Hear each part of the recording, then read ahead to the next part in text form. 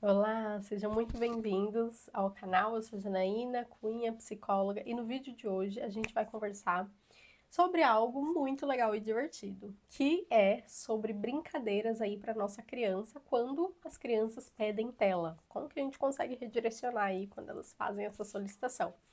Mas já vamos começar se inscrevendo no canal, clica no vídeo aqui, dê um like e acompanha aí todos os outros vídeos. Bom, já vamos falar de que a função aí das brincadeiras, né? O quanto que elas são importantes para o desenvolvimento da nossa criança, o processo do cérebro e tudo mais.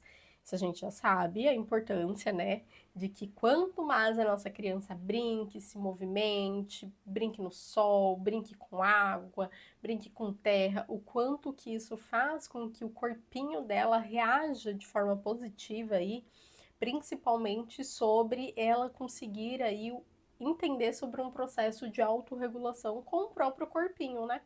Porque as brincadeiras trazem todas essas estimulações e ao mesmo tempo, o que é muito benéfico porque ela vai conseguindo aí entender e se autorregular em formato mais aí tradicional e que funciona muito bem fisiologicamente para o nosso corpo, principalmente para o corpinho da criança, né?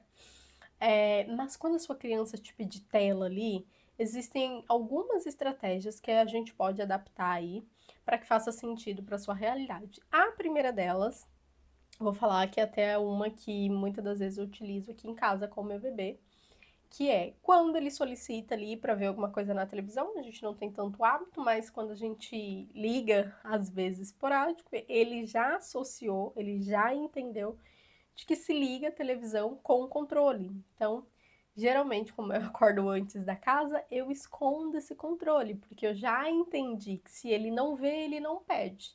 Então, já fica aí uma dica que pode ser útil aí para vocês, tá? Então, a criança, ela geralmente faz essa associação, né? Se ela entende que isso aqui conecta com essa outra coisa, e ele quer essa outra coisa, ele vai te solicitar essa aqui, no caso, o controle. Então, se você esconde, se você tira ali da vista da criança, já aumenta-se a probabilidade dele não te solicitar, porque ele não está vendo, né? Então, é a primeira coisa. Outras coisas que funcionam também para sua criança, ela vai te solicitar, tá? Isso daí é importante nós, como adultos, já termos na nossa cabeça, por conta do mundo que a gente vive hoje, se a sua criança ela vai para creche, se ela vai para escola, provavelmente ela está tendo contato com outras crianças que já têm contato com telas, então as crianças em si naquele ambiente da escolinha e parquinho e tudo mais vão conversar em algum formato sobre isso, que faz com que mesmo que você não dê ao seu filho, ele tenha curiosidade e te pergunte sobre. Por isso que eu tô falando que todos esses pontos e esses aspectos, tá? Então é natural, é esperado até que a criança pergunte ali sobre celular, sobre tela, sobre, enfim, é normal. O que que diferencia a nossa postura como adulto? Então existem algumas estratégias legais que a gente pode adaptar, por exemplo, essa que eu sinalizei aí, do controle, e também a gente fazer uma questão de limitar com a nossa criança, ou seja, através de combinados, impor ali certas consequências, caso não seja cumprido, né, aqueles combinados que você fizer com ela. E a melhor coisa que você pode inserir é colocar outras brincadeiras que sejam muito interessantes aí para a faixa etária que a sua criança tá, para o repertório que a sua criança apresenta, para que a tela nem seja algo tão significativo assim para ela. Mas para isso ela realmente precisa ter contato com brincadeiras, com natureza, se possível, né? Para que ela consiga atiçar essa curiosidade, essa questão de movimento de outros formatos, para que o cérebro dela não fique ali condicionado ao processo da tela. Porque a gente já sabe que a tela é uma dopamina barata, principalmente para um cérebro em que a criança ainda está desenvolvendo o processo de neuroplasticidade da criança, né, do cérebro, está muito em alta ali até os 8 anos da vida dela. Então, se a gente permite que a criança tenha muito acesso a telas, isso danifica esse processo de neuroplasticidade, fazendo com que ela não tenha tanto aproveitamento quanto se ela tivesse ali brincando, correndo, pulando, jogando bola, brincando na piscina, enfim, fazendo essas outras coisas que vão trazer esses comportamentos aí mais dinâmicos ali para a criança e faz com que ela esteja também, por exemplo, aprendendo muito ali com o corpinho sobre as emoções, sobre se frustrar, sobre entender o sim e o não, porque é o que as brincadeiras trazem, né?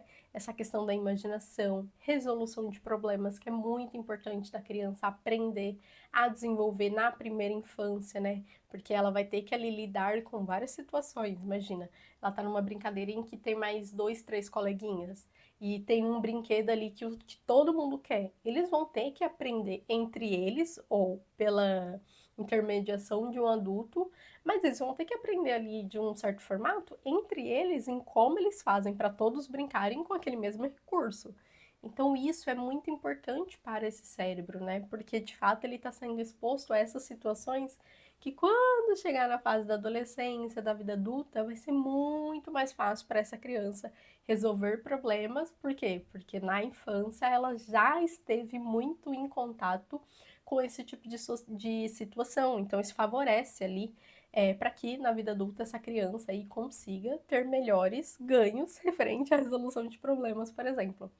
Imaginação, criatividade, a atenção da criança aumenta muito também quando ela é uma criança que brinca. Então, olha aí o tanto de benefício, o tanto de coisa legal que a criança ganha quando ela está exposta ao brincar, de vários formatos. Tanto esse brincar que a gente fala de movimento, né? Por exemplo, bicicleta, jogar bola, pular, correr, pique-esconde, enfim, toda essa questão de movimento, mas brincadeiras também de atenção, como jogos, percepção, imaginação, também tem benefícios muito maravilhosos para o cérebro e desenvolvimento dessa criança, porque a criança precisa viver esses dois lados aí, né? Ter essa atenção um pouquinho mais retida, esses outros formatos de brincar e também esses brincar através de movimento. Os dois são muito importantes para o desenvolvimento e ganho de habilidades aí para essas crianças. E a gente pode adaptar em vários formatos para que essas crianças não fiquem tão inseridas na tela, né? Então a gente apresentar ali como que é legal brincar com o amiguinho, como ele pode e deve brincar com o amiguinho, para que ele tenha essa curiosidade e para que naturalmente ele diminua a vontade de estar exposto à tela. Claro que uma das coisas mais importantes aí para a criança não querer ter tanto contato com a tela é ela não ter de fato contato com a tela. Porque a tela é um processo muito viciante, muito mais rápido, né? Que nem eu falei, é uma dopamina mais barata, mais rápida. Então faz com que o cérebro dessa criança que está, de novo, em construção da neuroplasticidade, se vicie muito mais rápido. É essa a importância da gente não permitir que a nossa criança tenha tanto contato, de fato, com a tela, tá? Então eu vou ficando por aqui, a gente se vê no próximo vídeo.